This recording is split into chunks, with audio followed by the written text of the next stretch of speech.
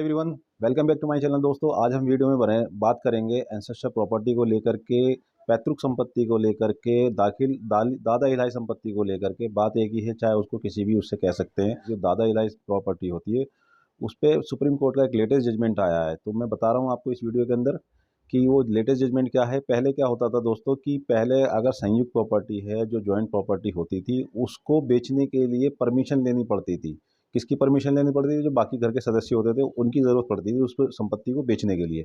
लेकिन अब supreme court का एक लेटेस्ट जजमेंट आया जिसमें सुप्रीम कोर्ट ने कहा है कि जो घर का सबसे बड़ा सदस्य है, यानी कि जो सबसे बुजुर्ग व्यक्ति है, उसको किसी की भी परमिशन लेने की ज़रूरत नहीं है उस संपत्ति को बेचने के लिए।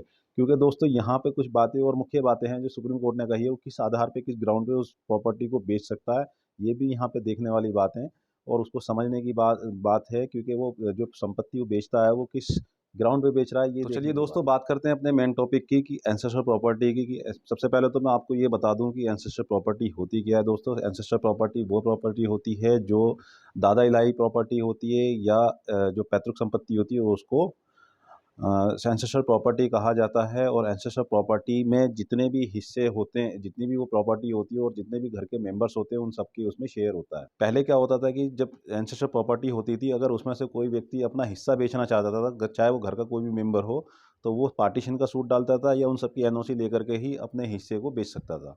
लेकिन अब ऐसा नहीं है। अब सुप्रीम कोर्ट ने ये क्लियर कर दिया है कि अगर कोई एंसेस्टर प्रॉपर्टी है और उस फैमिली मेंबर्स, उस फैमिली जो जॉइंट फैमिली है, उसमें अगर घर का कोई सबसे बड़ा सदस्य, जैसे कि एक आदमी 60 साल का है, एक 62 साल का है, एक 55 साल का है, तो जो 62 साल वाला आदमी है वो अगर चाहे तो एंसेस्टर प्रॉपर्टी को बेच सकता है। लेकिन उसमें बेचने के लिए भी कुछ कंडीशंस हैं कि वो किस ग्राउंड पे उस प्रॉपर्टी को बेच रहा है, किस पर्पज़ से उस प्रॉपर्टी को बेच रहा है। तो ये भी एक यहाँ पर ये देखने वाली बात है कि वो किस तरीके से उस प्रॉपर्टी का सबसे बुजुर्ग व्यक्ति होता है, उसको किसी भी एनओसी को लेने की ज़रूरत नहीं, किसी से किसी की परमिशन लेने की ज़रूरत नहीं पड़ती उसको।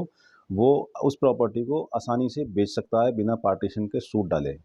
तो वो किस ग्राउंड पे उस प्रॉपर्टी को बेच सकता है दोस्तों, ये यहाँ पे नोट करने वाली बात है और समझने वाली बात है। तो वो व्यक्ति उस कंडीशन में ही उस प्रॉपर्टी को बेच सकता है कि अगर उस प्रॉपर्टी पे कोई पहले से ही कोई लोन चला आ रहा है, या घर पे किसी तरीके का लोन है, या उस ज़मीन पे किसी तरीके का लोन है, तो उस कंडीशन में उस लोन को चुकाने के लिए, जो एंसेस्टर लोन है उसको चुकाने के लिए उस प्रॉपर्टी को बेच सकता है। उसमें उसको किसी की भी ज़रूरत नहीं है, किसी की परमिशन की ज़रूरत नहीं है उसको उस प्रॉपर्टी को बेचने के लिए। दूसरा, घर की ज़रूरत है, जैसे घर की शादी में बच्चों की शादी करनी है, जो जॉइंट फैमिली के मेंबर्स हैं, उनको अगर उनकी शादी वगैरह है तो उसको शादी को करने के लिए, या कोई ऐसी कोई सिचुएशन आ जाती है जहाँ पैसों की फैमिली की ज़रूरत को पूरी करने के लिए उसको, तो जहाँ घर की अगर कोई ऐसी ज़रूरत आ जाती है जैसे कि शादी ब्याह है या किसी की हारी बीमारी है, तो भी वो उस प्रॉपर्टी को बेच सकता है। लेकिन वो जो ज़रूरत है वो घर के सभी मेंबर्स होते हैं, उनमें से किसी एक को ज़रूरत पड़ती है, तभी उस प्रॉपर्टी को बेचा जा सकता है।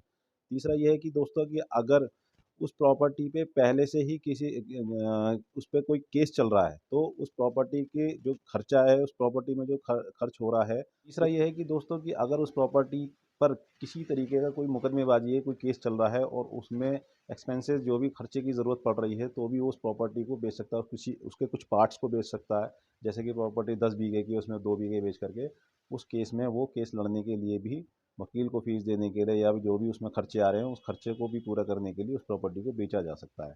लेकिन वो घर का जो सबसे बड़ा कर्ता है व्यक्ति, जिसको सुप्रीम कोर्ट ने कर्ता माना है, वो बेच सकता है, आसानी से बेच सकता है, और उसमें उसकी किसी की परमिशन की ज़रूरत नहीं थी।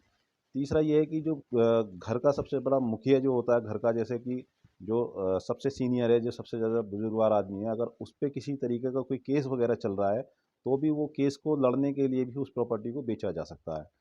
पाँचवा ये है दोस्तों कि अगर वो व्यक्ति चाहे किसी के नाम पर अगर विल करना चाहे, जैसे कि उसकी उम्र बहुत ज़्यादा हो गई है और उसको ये दिख रहा है कि अब मुझे ये प्रॉपर्टी किसी और को इसमें एक मुखिया बना देना चाहिए, चाहे वो छोटा ही क्यों ना हो, तो वो एक विल वसीयत बना करके उसको आपसी सहमति से उसको कर्ता बना सकते हैं, और वो आसानी से उस प्रॉपर्टी को बेच सकता है। तो ये कुछ मुख्य बातें थी इसके अंदर। आप समझ गए होंगे कि मैंने ये बातें जो आपको बताई हैं वो किस तरीके से, अगर आपकी भी कोई ऐसी प्रॉपर्टी है जो एंसेस्टर प्रॉपर्टी है, तो आपके जो घर के बड़े हैं वो किस तरीके से प्रॉपर्टी को बेच सकते हैं। तो दोस्तों, वीडियो में जो जानकारी आपको दी गई है वो कैसी लगी? अगर वीडियो पसंद आई हो तो वीडियो को लाइक और शेयर जरूर करें। Thank you for watching.